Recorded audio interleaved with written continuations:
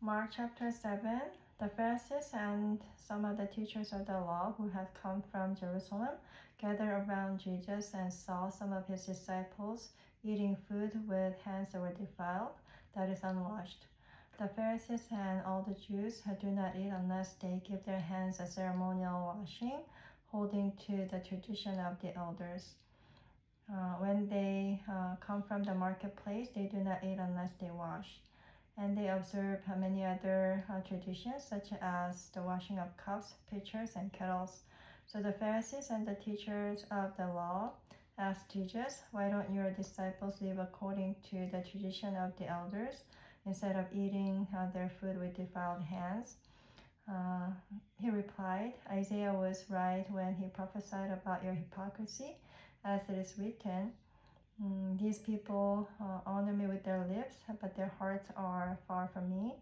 They worship me in vain. Their teachings are merely human rules. You have let go of the commands of God and are holding on to human traditions." And he continued, "You have a fine way of setting aside the commands of God in order to observe your own traditions. For Moses said, honor your father and mother, and anyone who curses their father or mother is to be put to death.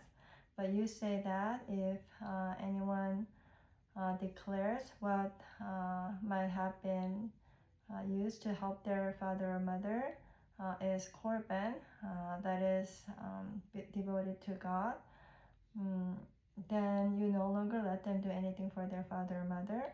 Thus you nullify the word of God by your tradition that you have handed down, and you do many things like that." Again, Jesus called the crowd to him and said, "Listen to me, everyone, and understand this.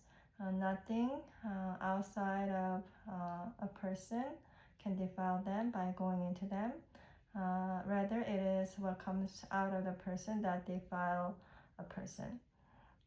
After he had left the crowd and entered the house, his disciples asked him about this parable.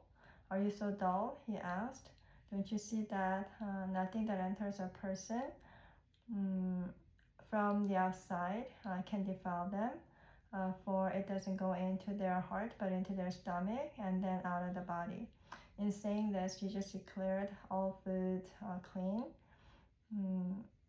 He went on, "What comes out of a person is what defiles them, for it is from within, out of a person's heart, that evil thoughts come: sexual immorality, theft, murder, adultery, greed, malice, deceit, lewdness, envy, slander, arrogance, and folly.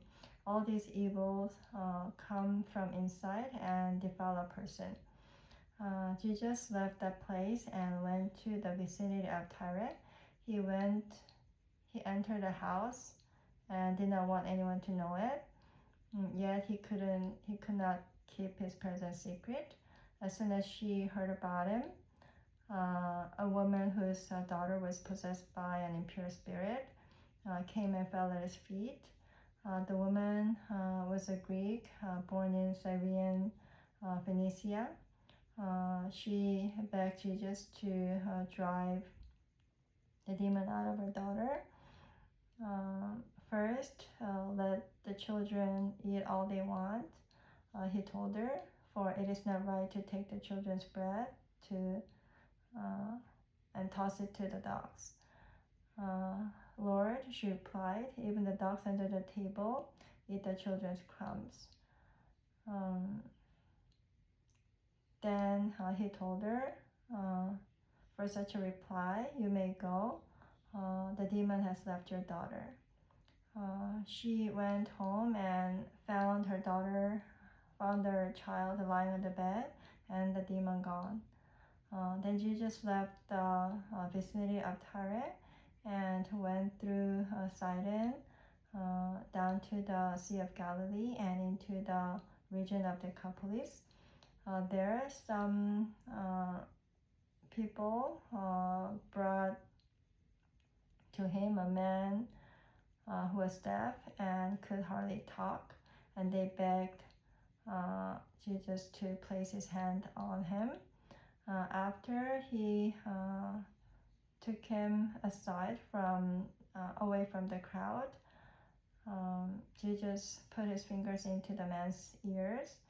Then he spit and touched the man's tongue.